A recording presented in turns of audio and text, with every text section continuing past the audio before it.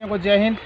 किसान भाइयों, आज की जो वीडियो है उन किसानों के लिए जिन्होंने धान की रोपाई अपने खेत में करनी है, धान की बिजाई करनी है, चाहे वो हाइब्रिड धान की बात करें, मोटे धान की बात करें, या फिर जैसे बासमती की जो वैरायटियां हैं उनकी जिन किसानों ने बिजाई करनी है, रोपाई अपने खेत में करनी है, उन सभी किसानों के लिए।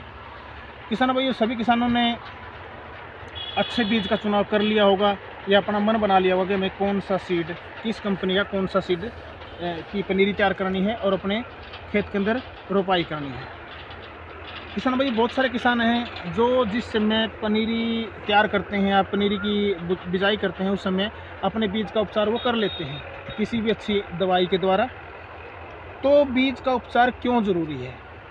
सबसे पहले हम बात करते हैं बीज का उपचार ज़रूरी क्यों है और बीज का उपचार करें तो किस दवाई से करें। बीज का उपचार किसान भाई, हमारी ज़मीन के अंदर बहुत सारे फफूंदी जनित रोग होते हैं या हानिकारक कीटाणु होते हैं, या हम चाहते हैं कि हमारा जो पनीरी की जो जर्मिनेशन है, जमाव है, वो अच्छा हो, स्वस्थ हो और जल्दी हमारी पनीरी तैयार हो।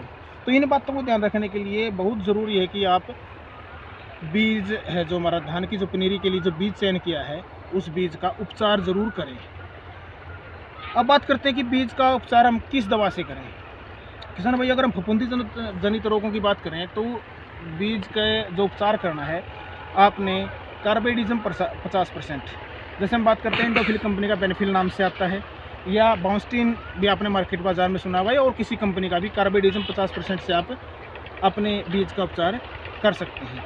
मात्रा रहती है 3 ग्राम प्रति किलो बीज के हिसाब से। इसके अलावा एक और प्रोडक्ट की हम बात करते हैं जो किसानों ने बहुत अच्छा माना है और लगातार किसान उससे बीज का उपचार करते हैं, जर्मिनेशन भी अच्छा होता है और जो पनीरी होती है बड़ी स्वस्थ होती है।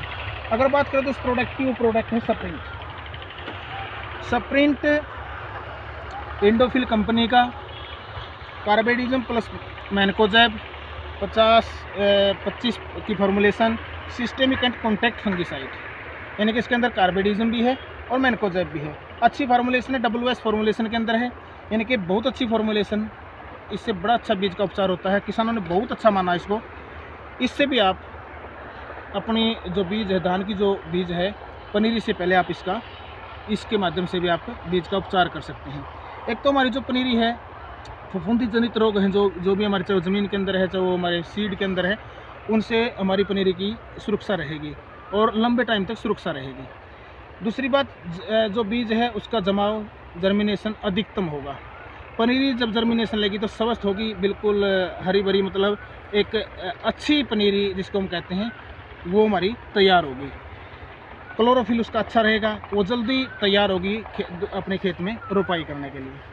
तो इसकी मात्रा कितनी लेनी है सप्रिंट की? 3 ग्राम 1 किलो बीज, 3 से 4 ग्राम भी ले सकते हैं। 3 ग्राम 1 किलो बीज के हिसाब से अपने बीज का उपचार करना है। किसान भाई, बहुत सारे जो किसान हैं वो क्या करते हैं, बासमती की जो वैरायटियां हैं, जैसे 17, 18, 11, 25 या 15, 16, 12, इस तरह की जो वैरायटियां हैं, उन वैरायटियों या मुच्छल की वैरायटियां हैं, तो उनकी भी पनीरी तैयार करते हैं। तो उनके सामने एक बहुत बड़ी समस्या आती है कि पनीरी के अंदर ही झंडा या बकानी रोग कहते हैं, झंडा या बकानी रोग आने की शुरुआत हो जाती है, या बड़ी समस्या किसानों के सामने होती है बकानी रोग की।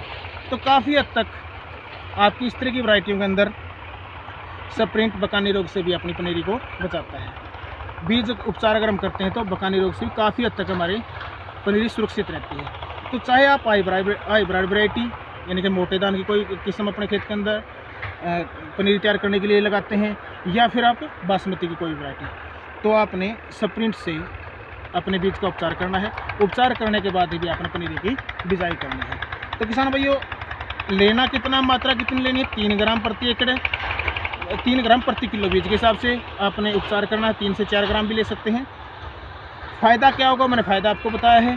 जर्मिनेशन अच्छा होगा, हरी भरी हमारी पनीरी होगी और जल्दी बढ़वार की ओर चलेगी और जल्दी हम अपने खेत के अंदर उसकी रोपाई कर सकते हैं, स्वस्थ होगी। इसके अलावा अगर हम और कोई भी दवा अगर लेना चाहते हैं, जैसे बहुत सारे खेतों के अंदर क्या होता है, दीमक की बड़ी समस्या होती है, या नीचे जो कीट होता है, कीट की बड़ी समस्या आती है, तो आप थायो या इक्टारा बोलते हैं, थायो, लाल इक्टारा बहुत सारे किसान जानते हैं, उसको भी आप अपने बीज के ऊपर लगाकर उससे भी आप उन्हें धान का जो बीज है उसका आप उपचार कर सकते हैं। इससे दीमक से भी बचाव होगा, यानी कीटों से भी सुरक्षा होगी, और फफूंदी जनित जितने भी रोग हैं, फंगस से रिलेटेड जितने भी रोग हैं, उनसे हमारी रक्षा करेगा पनीरी की स्प्रिंट। तो किसान भाइयों, आपने ध्यान रखना है, अच्छी कंपनी का अच्छा सीड, अच्छा बीज आपने चयन करना है, उसके बाद उसका उपचार करना है, उपचार करने के बाद आपने पनीरी की बिजाई करनी है। तो किसान भाई, इस वीडियो को ज़्यादा से ज़्यादा शेयर करना। कैसे उपचार करना है ये मैं आपको आने वाली वीडियो में बताएंगे कि आप स्प्रिंट से या कार्बेडिज़म 50% से आप कैसे अपने धान की जो पनीरी है उसके बीज का उपचार करेंगे। इसके लिए हम आने वाली वीडियो में बताएंगे। तो हमारे फेसबुक पेज को फॉलो करें और हमारे यूट्यूब चैनल को सब्सक्राइब करें, और इस वीडियो को ज़्यादा से ज़्यादा शेयर करें, और कमेंट में अपने विचार ज़रूर दें कि आप किस दवा के द्वारा अपने जो धान का बीज है उसके आप उपचार करते हैं। इसके साथ जय हिंद, जय किसान, जय भारत।